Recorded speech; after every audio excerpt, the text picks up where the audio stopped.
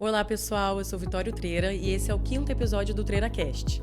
Hoje estou aqui com a Anu Treira, advogada e mediadora, e vamos abordar algo bem especial, as dúvidas que vocês nos enviaram pelas redes sociais.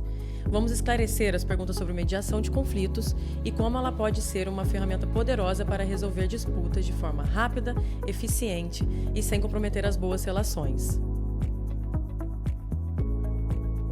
Olá, Vitória, tudo bem? É um prazer estar com vocês aqui novamente para esclarecer as dúvidas que nos foram encaminhadas sobre a mediação de conflitos. Então, Ana, a pergunta que a gente mais recebeu é o que é a mediação de conflito?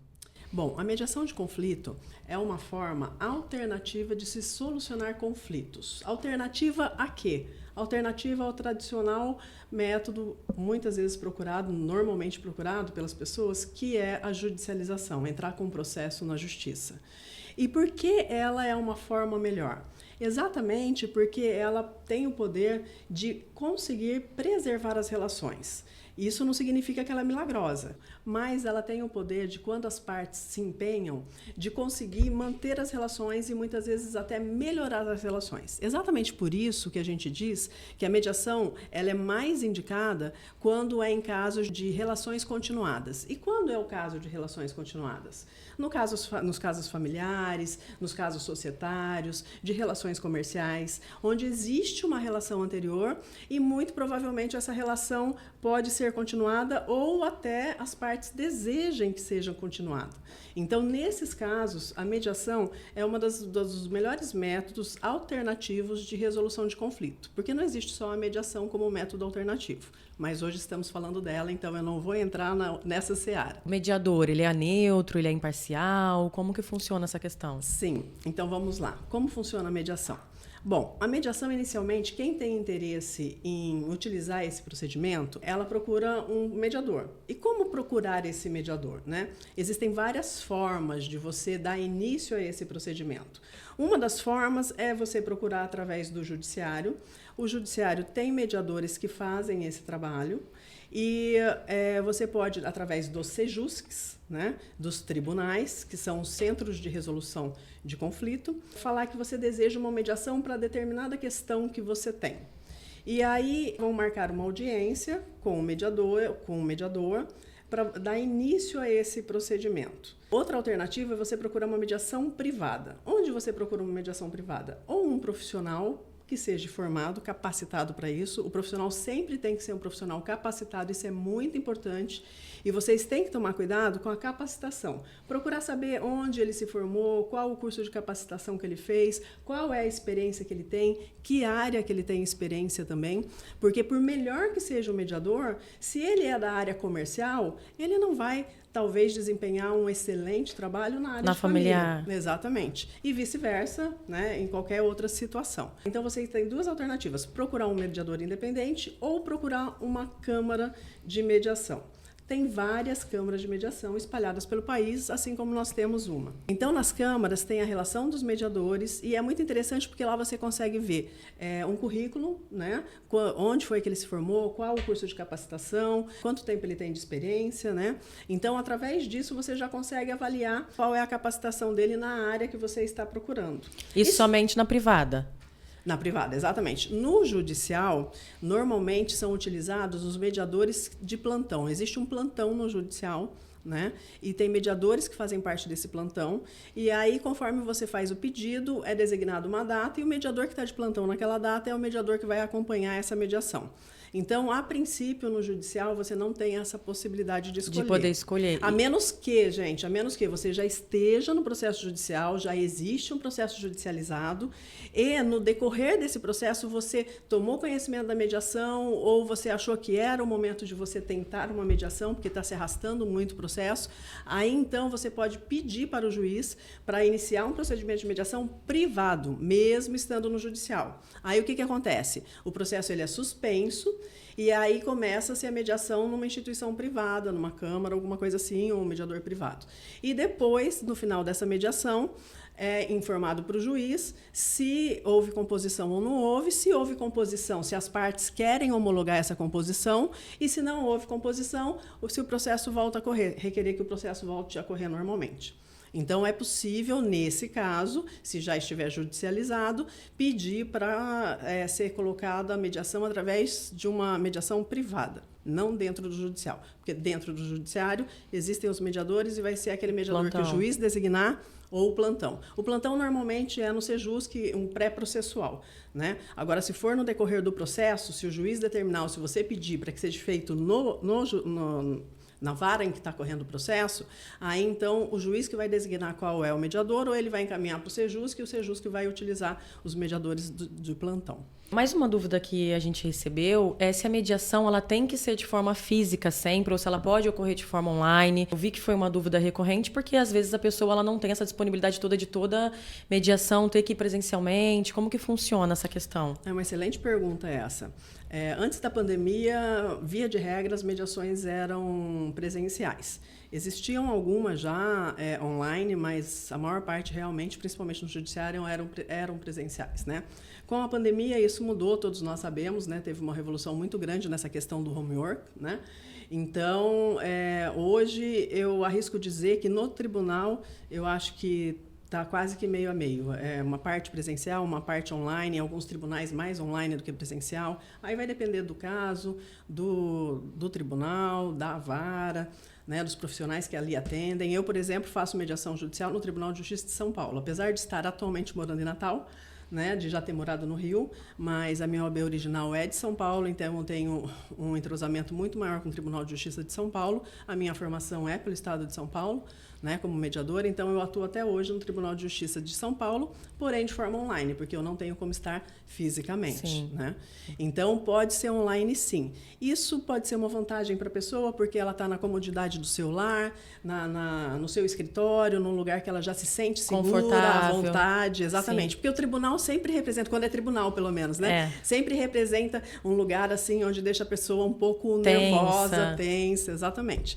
Então, às vezes, por ser online, é até mais confortável para a pessoa quando se trata de uma mediação no âmbito do judiciário. Mas, em termos de Câmara, se a pessoa quiser for privada, ela pode fazer presencial. Se for privada, se ela quiser fazer presencial, sem problema nenhum. O tribunal, às vezes, também determina, em alguns casos, que seja presencial. Então, varia de tribunal para tribunal, de caso para caso, né? Mas pode ser online. Nós, por exemplo, trabalhamos praticamente mais de 90%, né? Arrisco dizer que 95% ou quase 99% de forma online. Mas quem faz questão da presencial, nós temos os mediadores da equipe que podem atender dentro da região deles ou aí depois a se combinar, né? Sim, entendi. Quais são as vantagens da mediação, Ana? Nossa, são inúmeras vantagens. A mediação tem inúmeras vantagens, principalmente para a gente que é fã da mediação, né? É até difícil falar sobre, né? Mas, primeiro, que eu acho que é muito importante a gente falar, que é um procedimento confidencial. Por quê? Muitas pessoas se preocupam com a confidencialidade, se aquelas informações que elas estão trazendo têm o risco de sair dali, principalmente se é possível utilizar aquelas informações que surgiram na mediação no processo judicial. Então, podem ficar tranquilos, porque é totalmente confidencial. O que se corre na mediação não pode ser usado no processo judicial. Não fica nenhum registro daquilo que foi discutido ou falado ali se não tiver um acordo no final. Só tem registro se tiver um acordo e se esse acordo for formalizado num termo. Porque muitas vezes as partes podem, eu já ouvi casos, das partes formarem uma composição, finalizarem com uma composição, mas não quererem nem que isso fosse redigida no papel, que fosse feito um termo. Elas só ficaram na palavra mesmo, né? Então, só vai ter alguma coisa registrada se realmente for colocado no papel, certo? Uma outra coisa importante que eu acho importante falar aqui, senão eu me esqueço depois, que eu acho que é muito importante vocês saberem. Mas, e aí? Como que funciona? Se tem um acordo, qual é a força desse acordo? Eu preciso homologar judicialmente? Na justiça ele tem mais eficácia do que se eu procurar uma Câmara e fazer o procedimento privado? Não. Olha só, você pode, mesmo fazendo numa Câmara, fazendo uma mediação privada, você pode depois, posteriormente, pedir para ser homologado. Aí você tem que ver quais são as vantagens de homologar ou não isso. Muitas vezes você tem que analisar com carinho os custos, porque dependendo do valor que está envolvido, para você homologar isso, as custas do judiciário vão ficar um pouco salgadas, digamos assim, né? Então, mais oneroso, né? Mais oneroso, exatamente. Então, depende depende, cada caso é um caso. Então, a pessoa tem que estar ciente das vantagens e desvantagens. Com relação a executar o acordo, sendo um termo privado ou sendo um termo homologado, ele é executável da mesma forma, tem a mesma força, entendeu? Então, não existe realmente essa necessidade de uma homologação, principalmente se você for ver a questão de custos aí envolvidos, dependendo do valor que tiver envolvido em mediação, entendeu? E uma outra questão também, que eu vou talvez ser repetitiva, tem, por exemplo, em mediações comerciais. Às vezes a empresa não quer que essa questão chegue ao judiciário. Então ela não quer que o nome dela apareça no judiciário, porque pode prejudicar de alguma forma o nome que aquela empresa tem no mercado. Então, muitas vezes a empresa realmente não quer que isso tenha entrada no tribunal. Então é feito um acordo por um instrumento particular. Então acaba preservando mais as relações pessoais comerciais, né? No caso da mediação. A mediação, tanto na área comercial, como eu disse logo no princípio, tanto na área comercial como nas famílias, onde tem um relacionamento, né? Ela pode sim, eu gosto de colocar esse termo, ela pode, ela não é um milagre, ela não é um remédio milagroso, mas ela é uma grande possibilidade de você conseguir manter as relações e muitas vezes até melhorar essas relações. Por quê? Mas como isso acontece? Porque através de um terceiro imparcial, que é um mediador, através de técnicas que ele detém, ele vai conseguir fazer com que as partes envolvidas elas consigam entender não só as próprias necessidades, como também as necessidades do outro. E entender também quais são as limitações do outro, né? Então, através desse diálogo, no decorrer de diversas sessões, tá, gente? A mediação, importante dizer, não é uma sessão só, mas eu acredito que deve ter essa pergunta aí pra frente. Então, a questão dos relacionamentos é isso, entendeu? O terceiro imparcial, que é o mediador, ele conduz a mediação de uma forma, utilizando técnicas, que as partes começam a utilizar um diálogo mais saudável. Afastam aquele ruído, porque o que é o conflito? É difícil não entrar aqui em um monte de assuntos, um puxa o outro. O que é o conflito? Como se origina o conflito? Na verdade, o conflito ele se origina de um ruído na comunicação. Esse ruído, muitas vezes, a parte entendeu errado, ou então a parte não soube expressar o que a atitude daquela pessoa, por que a atitude daquela pessoa estava causando um mal-estar nela, e por que isso foi se agravando. Então, é um ruído na comunicação, ou uma falha na comunicação, ou uma ausência de comunicação, né? Então, a mediação, ela restaura, ela visa, na verdade, melhorar esse diálogo, melhorar essa comunicação. Uma comunicação não violenta. Uma comunicação assertiva, eu prefiro dizer, né? Porque existem vários tipos de comunicação. Às vezes uma pessoa se comunica na família dela de uma forma que para outra pessoa pode parecer violento. Mas eles se entendem daquela forma. Exatamente.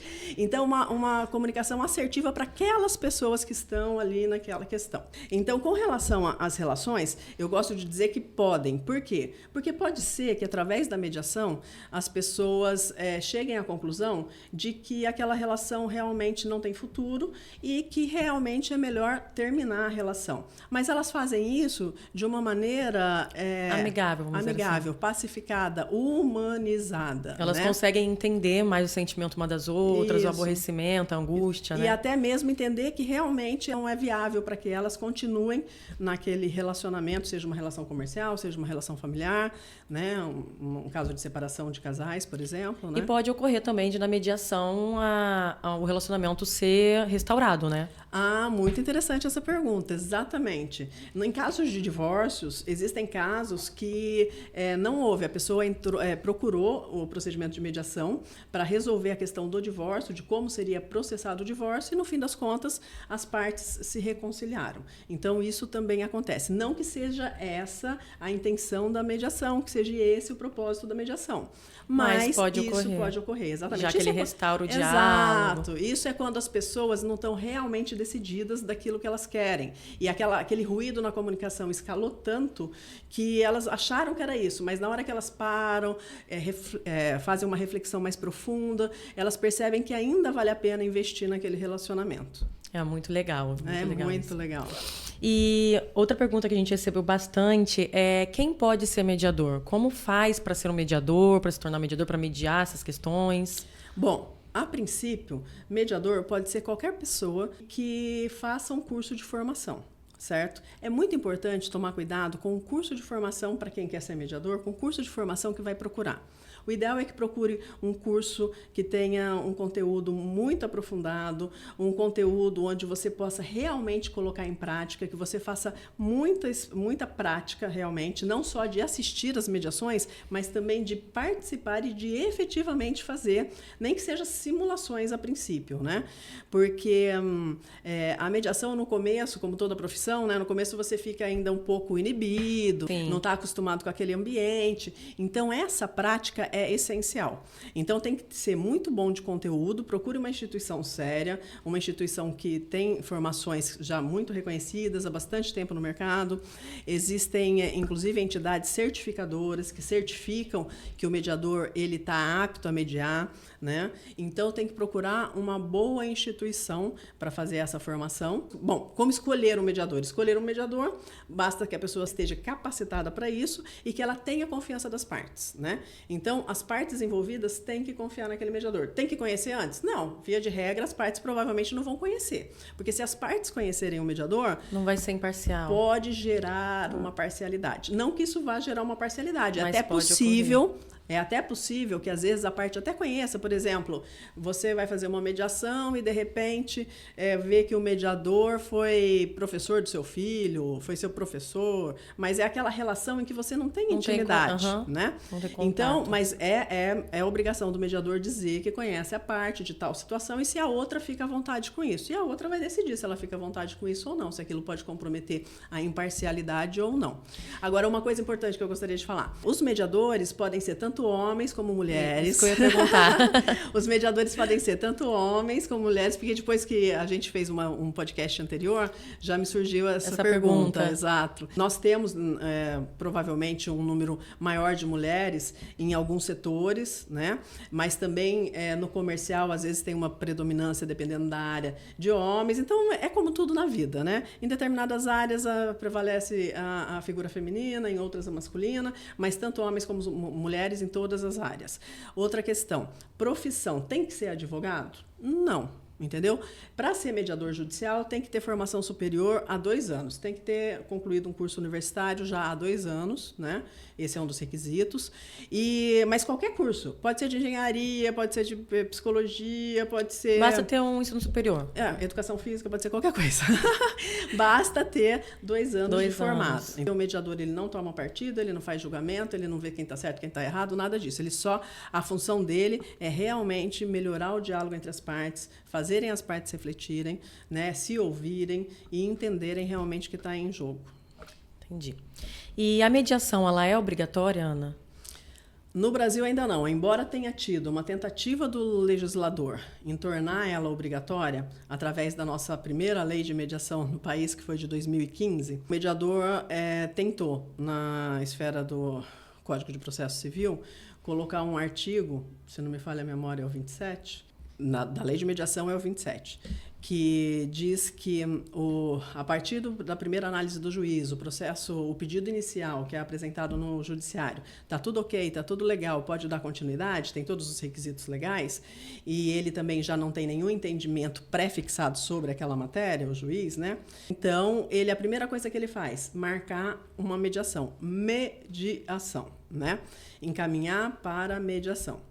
Mas, aí no mesmo ano, teve alteração do Código de Processo Civil.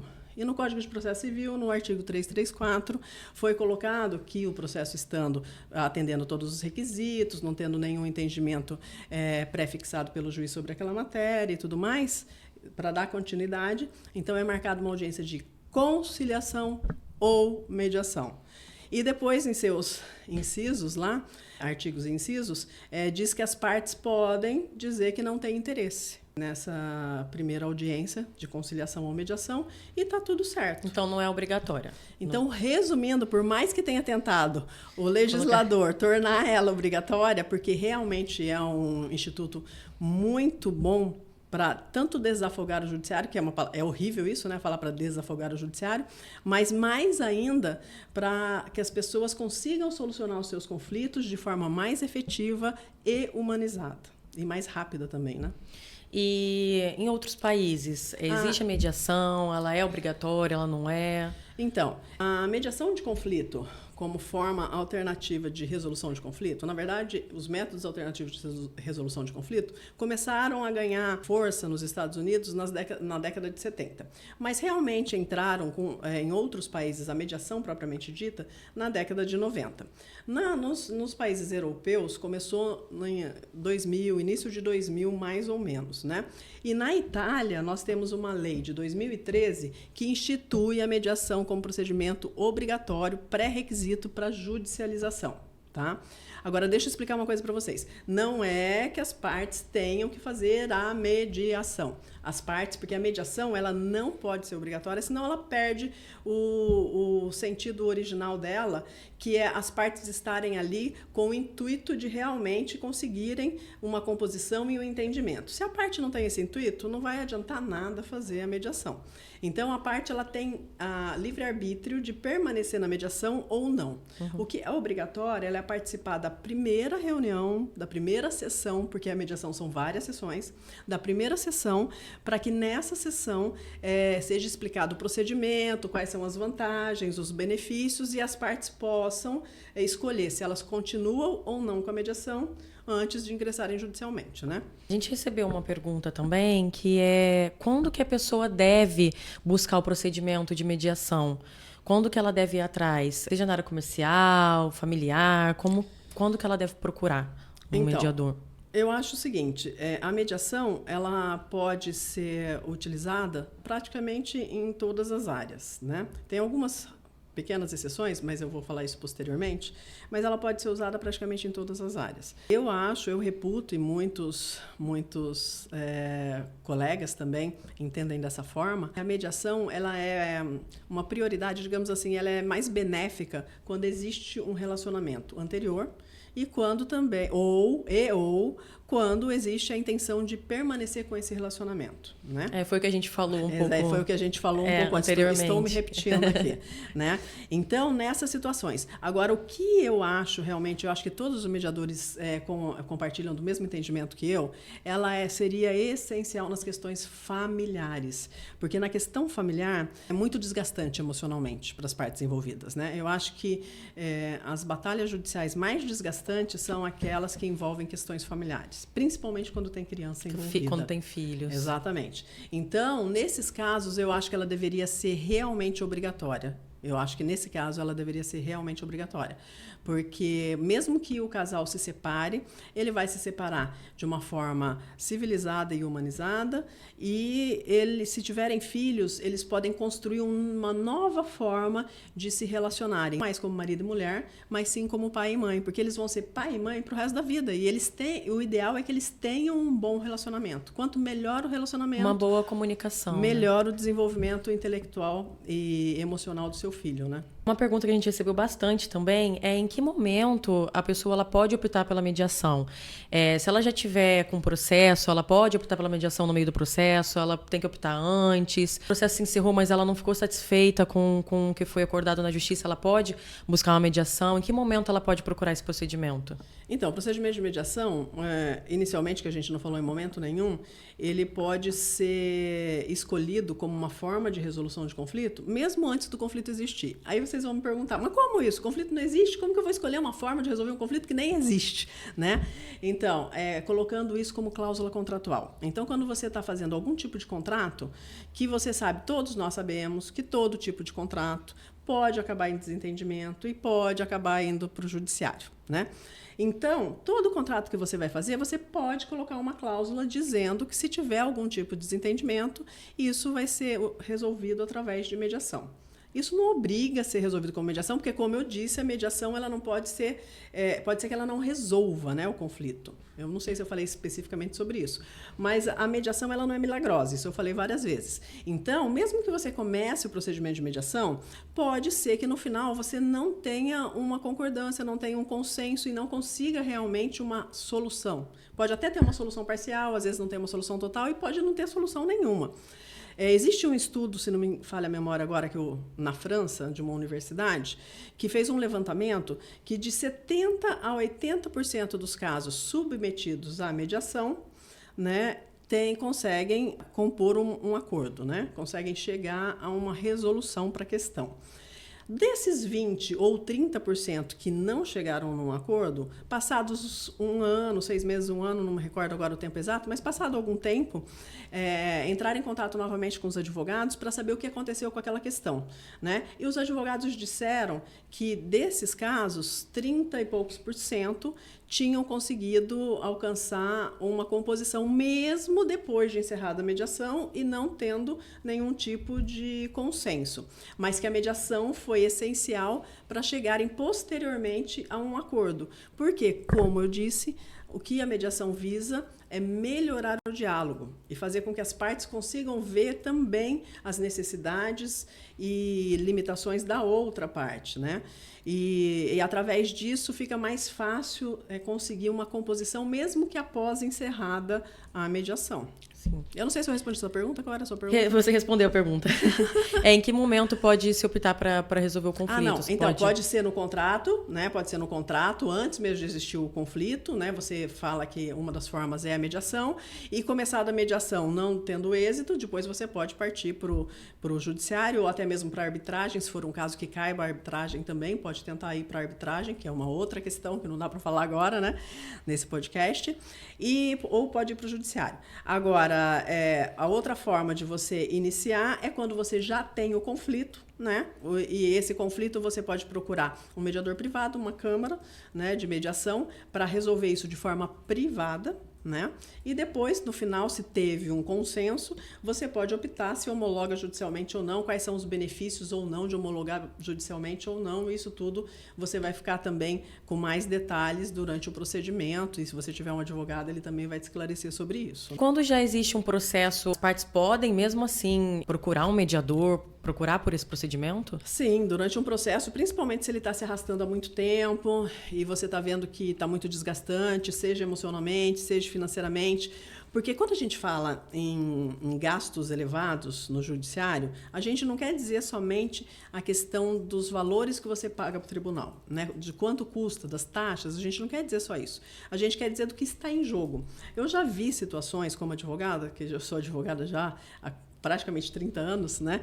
Então, eu já vi situações como advogada que um patrimônio considerável no tempo, por passar mais de 10 anos por briga de herdeiros, por não ter como os herdeiros serem os inventariantes, o juiz nomeou um inventariante de fora, né, para poder gerir o patrimônio, enquanto resolvia todas essas questões, né? E, é claro, ele fixou uma remuneração. E aí o patrimônio se acabou. Praticamente se acabou. Só para remuneração? Só para remuneração, porque a remuneração não era baixa, ficou mais de 10 anos lá, entendeu? Nossa. E tipo assim, quando queria vender para pagar alguma coisa, porque ele tinha um avião, o avião estava deteriorando e o hangar do avião custava uma fortuna. Enfim, uma situação bem, bem complexa, assim. E daí, para conseguir levantar dinheiro, um herdeiro concordava em vender, outro não. Aí, às vezes, tinha que pedir a alienação em asta pública, isso demora, enfim. Isso pode virar realmente questão de 20, 30 anos na justiça e pode terminar com patrimônio. Então, dependendo, o que a gente fala que às vezes os custos são elevados é para isso, ou determinado desacordo comercial. A empresa, às vezes, tem uma parceria que quanto mais tempo demora para resolver aquela questão, mais prejuízo ela tem, entendeu? Uhum. Então, são os prejuízos que estão indiretamente relacionados à demora da solução da questão. Tá? Retomando a sua pergunta, pode ser no decorrer do processo. Se a pessoa está tendo um desgaste emocional muito grande, ela quer partir para uma forma mais rápida, tentar uma forma mais rápida de solução e menos desgastante emocionalmente, ou se ela está tendo um prejuízo também financeiro, como eu dei exemplos agora, e outros tantos, entendeu? Ela pode sim optar pela mediação, fazer um pedido para o juiz, mas depende sempre de começar o procedimento de mediação, depende sempre da concordância da outra parte. Tá? Das partes, na verdade. Sim. Importante isso também. É sempre duas partes? É sempre duas partes apenas? Não. Tem casos que pode ter 3, 4 ou várias partes envolvidas. E aí, né? Pode haver mediação da mesma forma? Pode haver mediação da mesma forma. Perfeito. Ana, a gente tem muitas perguntas ainda a serem feitas, mas eu acho interessante de deixar para o próximo episódio para você poder explicar melhor cada uma. Vou pedir para quem está nos assistindo, né? Se tiver mais alguma dúvida, se do que eu disse tem alguma coisa que não ficou bem esclarecida, ou qualquer comentário, enfim, podem colocar suas observações. Nos comentários mesmo, pode colocar nos comentários que a gente olha, vê, que a gente anota. olha e traz essa matéria também depois para cá, como a gente já está trazendo essas, né, questões. E se você gostou desse conteúdo, quer nos acompanhar, quer saber mais, se inscreva no canal, curte, compartilha para nos ajudar. E se tem algum amigo, algum familiar, algum conhecido que queira saber mais sobre mediação, que esteja passando por alguma disputa, né, por algum conflito e queira resolver isso de forma humanizada, de forma menos onerosa, compartilhe esse vídeo para poder saber um pouco mais sobre mediação.